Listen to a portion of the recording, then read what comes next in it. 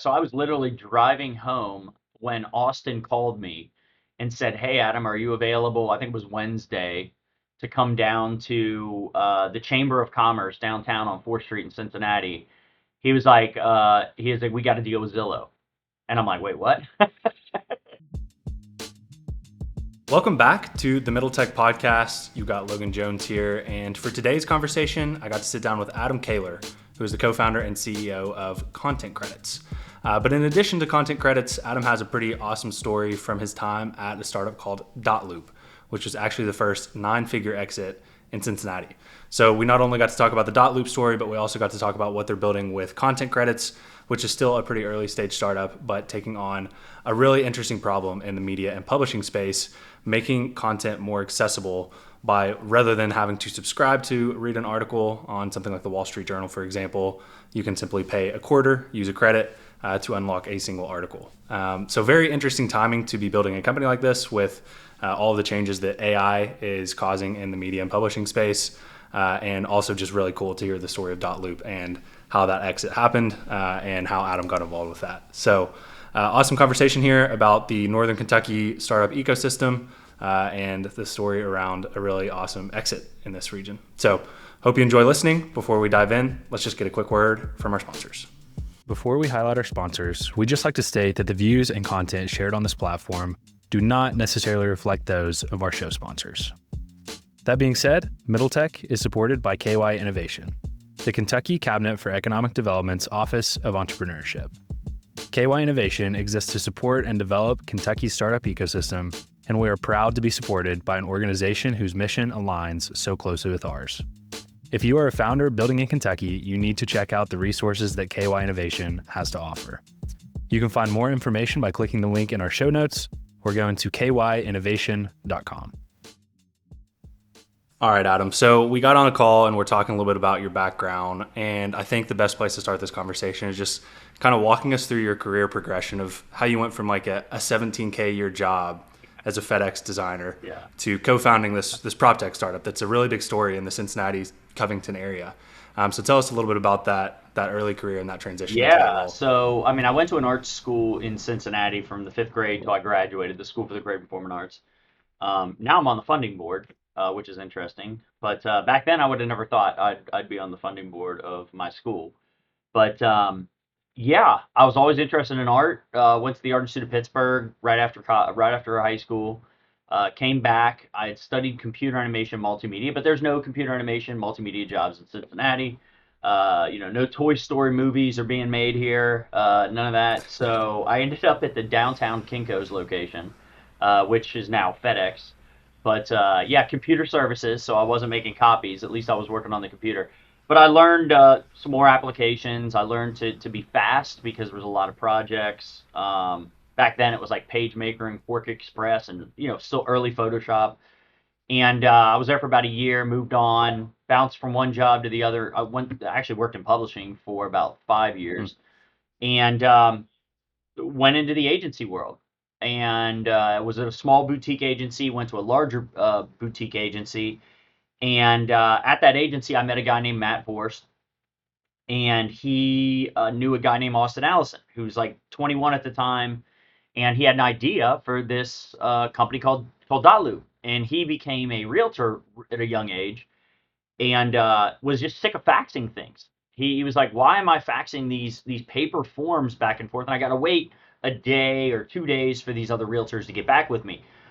So he was like, "Can't we just digitize all these?" So we sat in a Panera Bread up in University of Cincinnati's campus, and the three of us kind of worked on it. And I was the designer and marketer. Matt was the developer, and pretty much built everything from scratch. And Austin was the idea guy, and he went out and he pitched it, and he talked to investors and all that good stuff.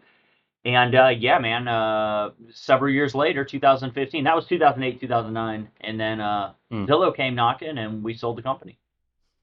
That's incredible. And so just to kind of set the stage for listeners, how old were you around that time? So you said Austin was 21. Were you around the same age or were you a little bit older? I was were older. You in life Yeah, at that I was point? I was probably 30. Wow, what was I? Cool. Yeah, 30 at the time, somewhere in that range.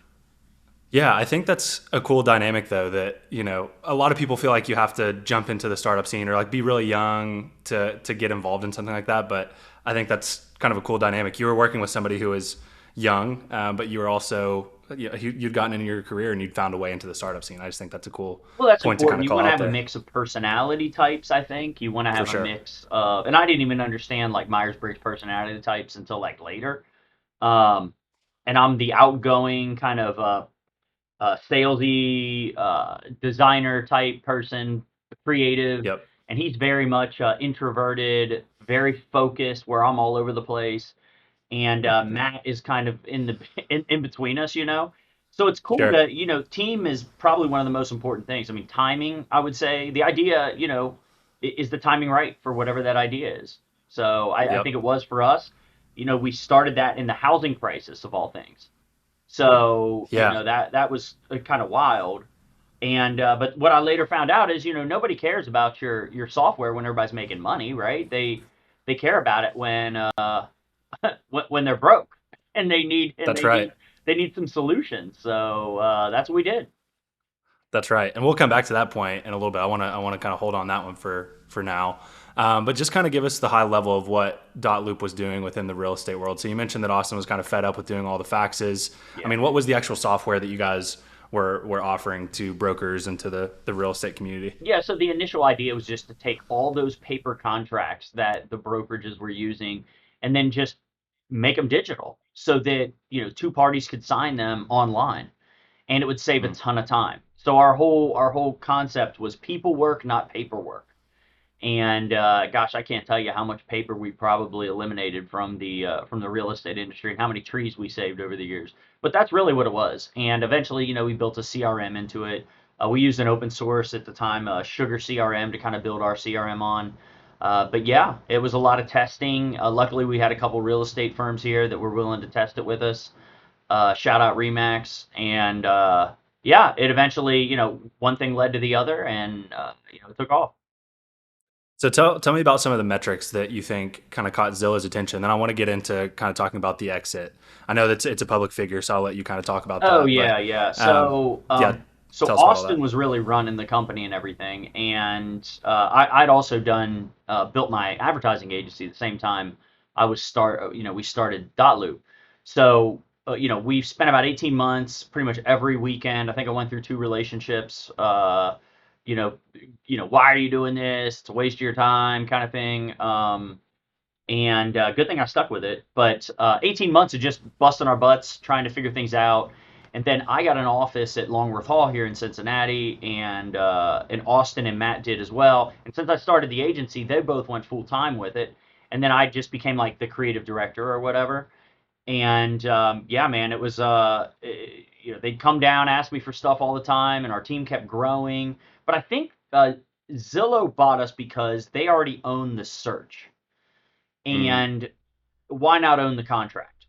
So, I think companies like that, they want to own the whole process. They want to keep you in their world, right? As long as they possibly vertically can. integrated, yeah. Exactly, exactly. And until we, come up with a blockchain solution for titles, I don't think, we're going to drag those out of the title agency's hands anytime soon because they get paid off those title searches. But if it was on the blockchain, then, yeah, it'd be instantaneous. You wouldn't even need the title agency. So, but they're a pretty strong lobby, so getting rid of them is probably going to be practically impossible. So I don't know how far Zillow's going to take it, but they own the search, they own the contract now. So Yep. Yep. And so tell me about that exit. So what was the exit for? What was it like going through that whole process and then ending up with some capital yourself as somebody that kind of went through that career progression that we talked about? oh yeah, so I was literally driving home when Austin called me and said, "Hey Adam, are you available?" I think it was Wednesday to come down to the Chamber of Commerce downtown on 4th Street in Cincinnati. He was like, "We got to deal with Zillow," and I'm like, "Wait, what?" So I drive down there. It was wild because things were just petering along. I wasn't too sure what was happening. I know that they had come to us, I think, a couple times with some other offers, and we had like just recently signed a deal with a venture capital firm out of the Valley, and they put a pretty substantial investment in our company. Mm, And yeah, man, we all just got together. We sat down there. We sat around a big table with the investors, and we sent the paper around. Everybody signed it, and boom, then we all had money in our bank accounts. It was an all And cash you guys, deal, so it was no stock. But I kind of wish it was stock because then Zillow's stock doubled the next year. oh Lord, yeah, for real. And that was, I Yeah, believe I saw the article, it was around 100 million or it's 105 108 million, something million. like Yeah, that. yeah, yeah. 108 million. Yeah, that's Then there were incredible. some legal Anytime you can get fees and that, things like that on top of that that they had to pay. But yeah. that's awesome. That's awesome. Talk a little bit about, you went through the startup process, you got liquidity, and now you've got money that you can start doing some stuff with. Like how did that change your life? What did you do when you had some money to spend? Well, it was weird because I grew up poor and I didn't know what to do with money. I mean, I was buying Yeah. real estate and stuff, so I was, and I'm an ad agency, so I was doing okay. But that was a big check to get at one time. So I immediately called my buddy who worked at Fidelity, and I said, "Hey, what do I do?" And they were like, "Send us the check." Have them send. Here's your account. Like, send it here. And but yeah, that's I did. I was kind of you were kind of scared, because like, what do I do here? But but yeah, I just ended up investing it and left it in there for a little while until I could find things that I wanted to put some money in. Someone who runs a venture capital firm here in Northern Kentucky, my buddy Brad, he called me Yeah. up because I had mentioned that I wanted to look for an office for my agency because we were renting at the time and they just kept raising our rent every single year. And I'm like, my brother's like, dude, you could just buy a building now. And I'm like, yeah, you're right. So this place I'm in right now, it's an old Knights of Columbus building. It's about 20,000 square feet. The Mm. state was selling it and it had a 5,000 square foot commercial kitchen in the basement, which nobody knew what to do with. It has a about 8,000 square feet on the first floor, and then it has an event center. Well, what used to be an event center upstairs, and that's about 8,000 square feet. And they were selling it for a really good deal. I threw in a bid that I thought was reasonable, but it was still kind of low, and they took it. And that's one of the big things I did. And there was really nobody in here, and now there's 10 companies in here. There's a Fortune 500 company in here in the real estate space. There's a big Mm. law firm in here. So now there's activity, right? And it came with 46 parking spaces, so free Mm. parking. It's close to the Cathedral Basilica, which is a tourist attraction here in Northern Kentucky, and it's Yep. right on Madison Avenue, which is where all this activity's happening. So I kind of got lucky too to purchase this at the price I did, and have a lot of people interested in moving in, and at the same time, Northern Kentucky's blowing up. So Yeah, absolutely. And I think it's a really cool dynamic to, you got involved with a startup that was here in Cincinnati / Northern Kentucky area. You got some liquidity out of it that, made you able to reinvest it back into the community. And that's exactly what you did. I always just appreciate when founders might have the opportunity to go and take that money elsewhere, take it to the coast, take it to the beach, the mountains, wherever they want to go, but they stay here and reinvest it in the state and in the region that kind of supported them when they started their company. And I think out of all of the things that could happen in a startup ecosystem to spur growth, I think that's one of the most important things oh that yeah, we want to see is that flywheel. It's like a company, you get involved with the company, you get the experience, it grows. Hopefully there's an exit, you get some liquidity, and then you take that money, that liquidity you got, and you put it back into the community. So kudos to you for doing that, not only on the real estate side, but now you got your own venture that you're kicking off now, that you've been, pursuing for the past year or so. So I want to get into content credits now. And to kind of kick off this conversation, you said earlier that you built Dotloop in a housing crisis, which was beneficial because no one was making money and they were open to solutions. I'm curious what similarities there are to the current state of media and publishing, and kind of why this is the right time to start something like content credits. well, you're exactly right. So people are very open to new concepts and new technologies and industries that generally don't adopt technology quickly. So real estate was Mm. one of them. And nobody was making money in 2008, 2009. They're freaking out a little bit. So they're like, okay, what is this you want to do? Oh, this gives me an edge. Okay, great. It saves paper. You had a whole green movement just kind of kicking off at the same time. So that helped a lot. But yeah, the publishing industry is having major troubles right now. And actually, I just read an article this morning about how freelance writers are upset that some of the newspapers are licensing their content to the AIs for scraping, and the freelancers aren't getting any money for that. uh, so they're a little upset, but But yeah, so you've got zero click search, which, as you know, you type something into Google and it's going to pop up. Well, no one clicks on that. So the ads that support these newspapers, they're just not making any money off of it. So that's a Mm. huge problem for them. And then at the same time, Experian, Rocket Money, all these other companies are telling you how much money you can save if you let them help cancel your subscriptions for you.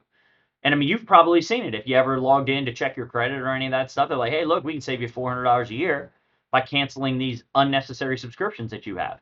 So there's an entire industry working against the publishing Mm. industry and subscription models and all this other stuff right now.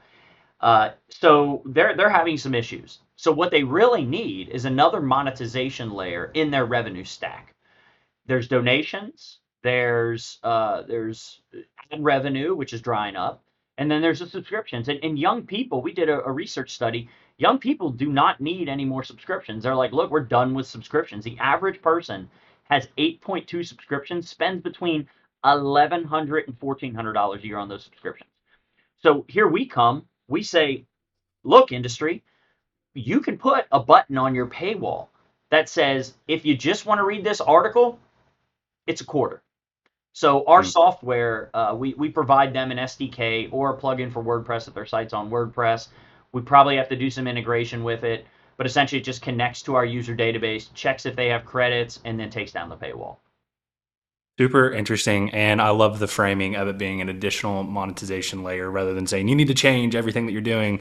It's like, let's just introduce this additional layer that can help monetize a lot of the users. I think you put it really well when we initially spoke about this of this is like the only industry that just kind of turns people away if they're not wanting to subscribe. Like it is kind of a crazy model, and there's pressure on this industry from kind of every angle right now with AI and with this kind of move away from subscriptions, and it's just a really interesting approach, and I feel like really good timing for it. And I'm curious, like when the idea for content credits kind of entered your mind, like when did you Oh, become aware of the problem, or how? so it's funny. It was kind of around the same time Dotloop. So I was working Hmm. at the agency where I met Matt, and me and my buddy Rob Cantner, who's now one of my co-founders, we're both designers. And we're sitting there and we're buying a photo on iStock Photo. And iStock Photo had just come out not that long ago. Well, prior to that, we did a lot of work for P&G and G and these big companies. They would have to license a photo to say put in their newsletter, and it would cost them $5,000, $10,000 to license one photo, and they would get exclusive rights to this photo. Well, iStock came along and said, well, why would we sell one photo for $5,000 when we could sell it for $1 to 10,000 people? So that was the concept, and I was like, we were doing some research or whatever. We hit a paywall, and now I'm thinking, well, why couldn't you do that for publishing? Why couldn't you do that for micropayment type of thing for these paywalls? And we started Dotloop, built that up. Didn't really have time for this idea, but now I think the timing's right with all these things, all these negative things for the industry just kind of converging at once. I think it totally makes sense right now. But that was Yeah, 15 I, years I ago. completely agree. I think it makes it even more. I don't know how much longer the current model can survive. With AI has just become such a disruptive force for for basically every industry, but especially I feel like for the way information is consumed on the internet. And I mean, it is interesting. Like you just saw a judgment come from a federal court that says, okay, AI can be trained on books without the author's permission because it's part of fair use. So like stuff Exactly. like that continue is going to continue to happen. You've got to find a way to stay competitive in this landscape, and I feel like this is a great kind of bridge to get to that I whatever the think that's future is going it. to look like in this world. Well, Yeah. and there's 20 So states that won't let you auto renew people. yeah. So, there's regulation around that. It's not necessarily Yep. illegal, but I mean, look at the canned spam laws and things like that, and the stuff you have to do with newsletters and opt-ins. I mean, you're going to have to ask people. You can't just auto renew them to your $30 a month. After they get you on that $1 a week deal or whatever Yeah. they want to give you. You can't just auto renew. You're going to have to ask them, hey, do you want to renew this? And most people are probably going to say no.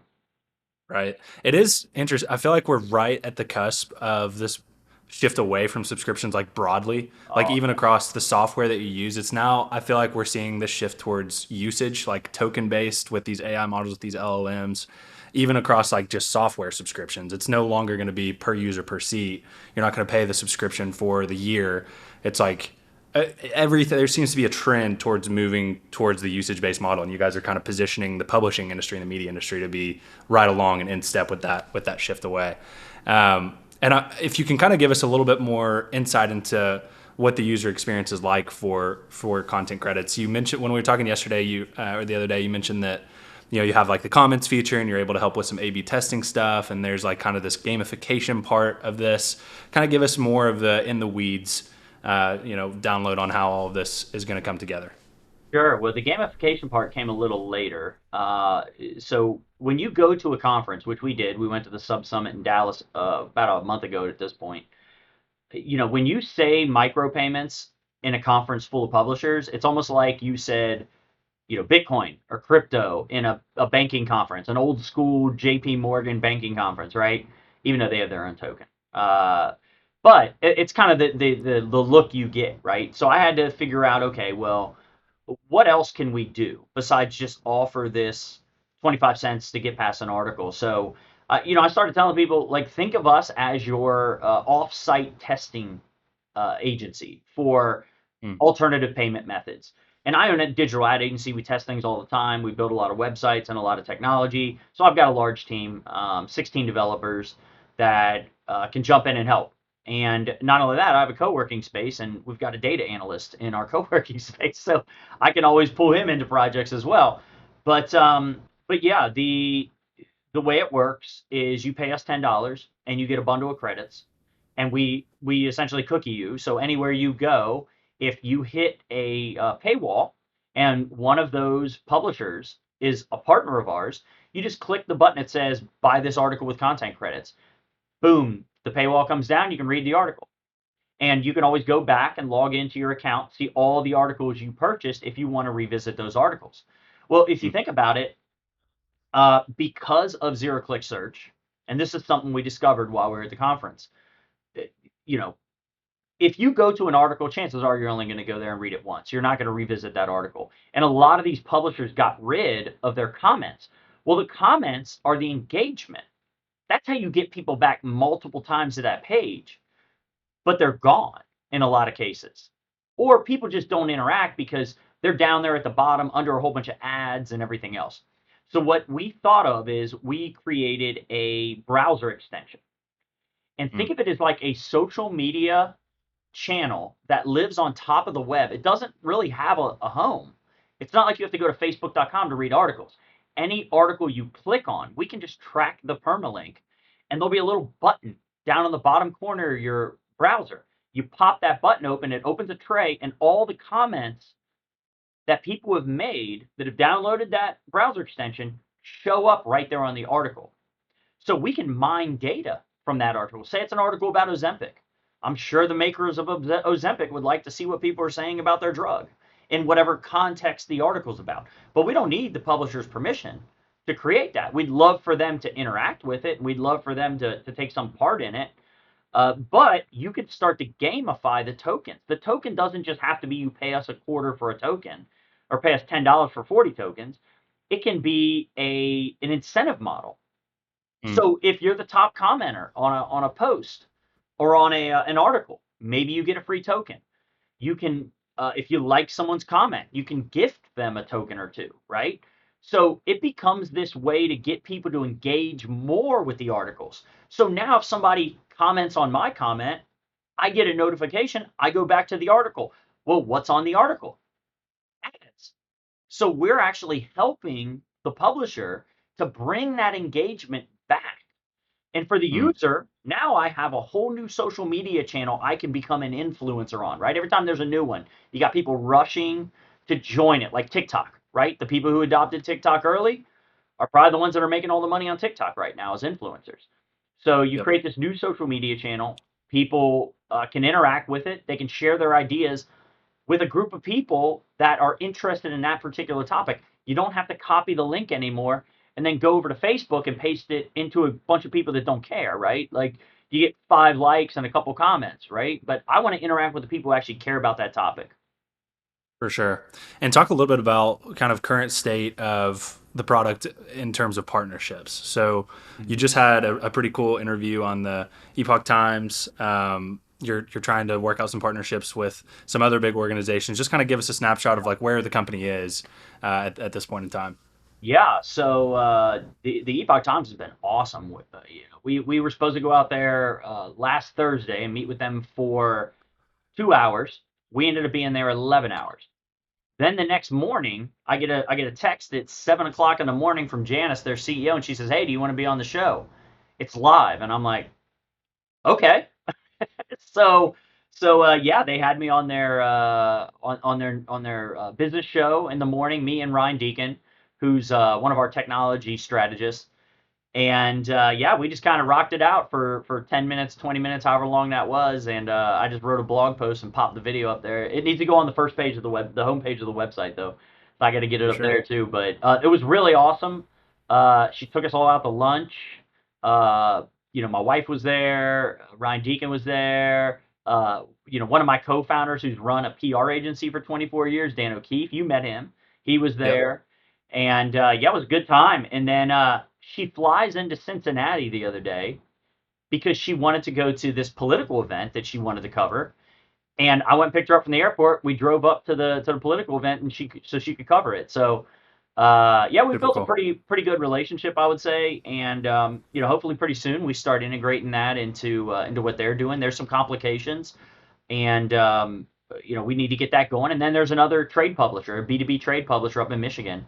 They have 36 different trade publications, been around a really long time, and they're going to start testing it on one of their publications as well. So, two of them, I think that's pretty much all we can handle right now. And, we want to be able to show them as much attention as possible, but we're going to learn. And they seem pretty flexible and very similar to Dotloop, how we had to test it with a couple brokerages. We're going to start testing it here too. Yeah, and I think that's a good point to kind of pull out of that segment is when you're building a product and you're testing a thesis around a company, go and test it with a partner that you trust that wants to work with you, that you can get a really tight feedback loop in with that can drive the progression of that product. So it sounds like you're really capitalizing on that. And also, we spoke a little bit. I want to just hit on briefly how you guys are funding this company. So you mentioned you're putting a lot of your personal money into this. You mentioned I think Keyhorse that had done a matching Oh yeah. fundraise on this. So just kind of talk about the capital allocation part of this company as well. Yeah, so I was self-funding it and uh, met with Dave Knox because he caught wind of what I was doing. We sat and we had lunch over in Newport, and he was like, "Hey, you should talk to Mario at Keyhorse." So I reach out to Mario, we pitch it to him, and next thing you know, they send us an email and say, "Hey, we've got you guys allocated for 250K." And I'm like, "Wow, 250K, that's great." But I wasn't necessarily planning on raising money until we got some traction with a client because Sure. money's hard to come by now. It's not as cheap as it was before for investors. They were able to borrow money at 2% or whatever before, and Yep. they're more risk averse than they were, say, 5 years ago. Mm. So they're looking for companies that have some sort of traction. Obviously post product, and maybe a customer or two, right? Making some money. So I was like, okay, well, I'll wait to raise money because I don't want to get diluted like crazy because we don't have any customers. But they gave us a 250 and they say, hey, you need a match. So we're doing several things. Like I've got a group out of London that's kind of sending out emails to investors and stuff for me right now. I think they've reached out to about 700 so far, and we got some Mm. positive feedback. But again, hey, when you get partnerships, show us it's working, then we'll start throwing some money at it. So I feel like I'm leaving Keyhorse hanging a little bit, but yeah, once we get that going, I think the investors are going to start coming through, and we have a big company. You guys, everybody would know who they are if I mentioned it. But we're meeting with them in Austin, Texas, about the social layer, about the commenting Mm. layer, and they're very interested in that. And there's 100 million users or something like that. So if we can build some sort of a partnership with them, then that comment layer might take off, and then investors might be banging on my door at that point. I love it. Well, super, super interesting to kind of hear the progression from Dotloop to content credits and how you're approaching building this as kind of an early stage startup right now. As we kind of wrap the conversation up, I would love to just kind of hear your take on the current state of Northern Kentucky's startup ecosystem. So I'm always interested in how like Covington and Cincinnati are kind of like they're layered on top of each other Yeah. almost as far as the startup ecosystem goes. You guys can kind of both leverage each other's resources. I'm also a big fan of Dave Knox and Blue North. I think that organization is just incredible. They do awesome work. They have Spark House that's about to open up, and I think everyone's excited for that. Just kind of an open-ended question here on what you view from the founder's perspective on the current state of the startup ecosystem in this region, in this area between Covington and Cincinnati. Yeah, so the good thing about being in Cincinnati is you got Indiana, Kentucky, and Ohio. You don't get a lot out of Indiana, but Kentucky and Cincinnati being right across the river, that helps because you do got two startup ecosystems, and there is a lot of interaction between them. And I think prior to Dave, the interaction wasn't as strong. I think it's getting much stronger because, Dave and I used to work in an agency together over in Cincinnati also. And so I didn't Dave know that. knows a lot of, yeah, Cool. Dave knows a lot of people at Rockfish, and he knows a lot of people over there. And, he comes over to Kentucky, he knows a lot of people over here too. So he's kind of like the mortar for the bricks. He's like, he knows both sides. But Kentucky, as you know, Northern Kentucky does not consider itself Cincinnati. Uh, Mhm. Despite the fact they're 5 minutes from the University of Cincinnati, they still are UK fans and Louisville fans. It depends, Yep. and those two don't get along. But they refuse to be UC fans or Xavier fans, or there are some Northern Kentucky University fans, and I do like Northern. Yep. Shout out Northern Kentucky University, but it's good. It's good. It's like the wider ecosystem's great. You have, funds obviously available from the state of Kentucky that, wouldn't be available if you were in Columbus. Why would you come down to Kentucky if you were up in Columbus or Cleveland? So it's really nice to kind of be on the border of these states. I chose Kentucky because, my building's here. And I probably would still be in Cincinnati had I not purchased the building and started interacting with people in like the Covington Business Council, the CBC that Pat Frew runs. He's very well networked. And I will say that Kentucky seems much more happy to have startups Mm. in there here than Ohio does, because there's tons of, Cincinnati has tons of startups. There's a lot going on. And I said, you know what, we did our last company in Cincinnati. Why don't I go over to Kentucky and do the next one? And if it blows up, then, big feather in the cap for Kentucky, because Dotloop was the first nine-figure exit in Cincinnati, and it brought attention from the coast. And only at the Yep. time, only Yep. 1% of venture capital came into the middle of the country, and now I think it's like 3% or 5%. But it brought attention. It said, "Hey, there's money to be made in this Cincinnati area," and we Mm. could do that for Kentucky. And there are some other great startups here. Nichefire is a great startup that's here. They go through social chatter, and they deliver that on a dashboard back to companies like Fidelity so that they know what products people are interested in. So Mm. very interesting. Michael Howard runs that company, but you've got some companies here, and I think Dave is doing a really good job going out and finding people that can be part of Spark House, that can join Blue North, and I'm telling you, the future is bright for Kentucky. I completely agree. And I kind of like looking at Ohio as more of a partner rather than a competitor. They've got their cities are just a little bit more developed than Kentucky's are when you think of like really the main cities in Kentucky being Lexington, Louisville, and Covington. Well, Ohio has Cleveland, Columbus, and Cincinnati, which are all much bigger than those other three cities. So it's like I like that Kentucky is really celebrating startups right now, but I also like that people like Dave are trying to figure out, okay, how can we be that mortar? How can we bring those organizations together? Because post COVID, it doesn't really matter as much what city you're in. You can go and raise capital, whether it's from the coast or whether it's from Cleveland, Columbus, Cincinnati. Like building this entire regional ecosystem, I think, is a really Yes. important thing to invest intention and time into. And I view Covington and Northern Kentucky as kind of like the gateway for that as far as Ohio is concerned. And from what I've observed through mainly through Blue North and Dave, it seems like you guys are doing a great job of Oh yeah. fostering those relationships for sure. Well, So Northern Kentucky is all the most densely populated area in Kentucky, for sure. believe it or Yeah. not. So, and actually I think Owensboro is up there too.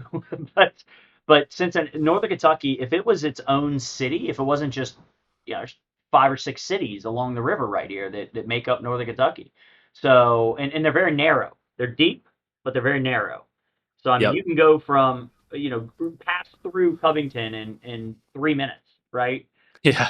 I hope you're driving fast enough. But Newport is doing really big things. I mean, there's a lot getting built in Newport. Yep. So I mean, you got Newport, Bellevue, Dayton, Kentucky, Ludlow, Kentucky, Covington, all these cities right here.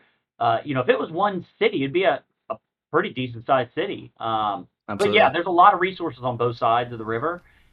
Cincinnati obviously does a heck of a job. We just went through the UC Venture Lab program, and a lot of help came out of that. We've got partnerships we want to do with libraries to incentivize them to uh, to provide content credits to the students, which then Mm. bring more customers to our publishing Yeah, partners. yeah. So they're helping us with that right now, and great program. Gave us an opportunity to pitch in front of investors in Cincinnati. But yeah, man, I love being here in this region. But we are going to be raising money in California because the check Yeah, I think you sizes are should. different, Yeah. and there's less of us German Catholics are tightwad, and I'm one of them that want to write $5,000 checks for everything, and Uh, yeah, you get $5 million checks there. So, but yeah, keeping it here, growing our business, uh, keeping the employees here is something that I'm 100% committed to. And yeah, I love being from here, and I love the region. I love what we got happening here. that's awesome. Well, Adam, we're excited to keep you on our radar and watch what you build with content credits. So congrats on the success that you guys have found so far. And thank you for coming on and taking the time to tell the story around Dotloop and fill us in on where you guys are with content credits. So I appreciate it. before we Yeah. let you go, if there are any ways that anyone listening can learn more or get involved or help you guys out, just take a second here to make some plugs on all that sort of stuff. Oh yeah, definitely follow me on LinkedIn. I'm going to be putting a lot of updates there, obviously. So Adam Koehler, Koehler, on LinkedIn. Black and white photo. There's a bunch of Adam Koehlers, believe it or not. And Definitely check out the website. So contentcredits.com. And if you're a university library, we can help you get paid. So there's an affiliate program available. There's a library section on our website. If you're a publisher, there's a section there for you as well. Or just if you're interested in the company itself, just go on there and read through it. And you could sign up so you can actually get content credits and use it on our website, the CincinnatiExchange.com. So we built Mm. our own news website, and we've been putting information out there. So there's a place you can use your credits right now, but soon there'll be a couple more. So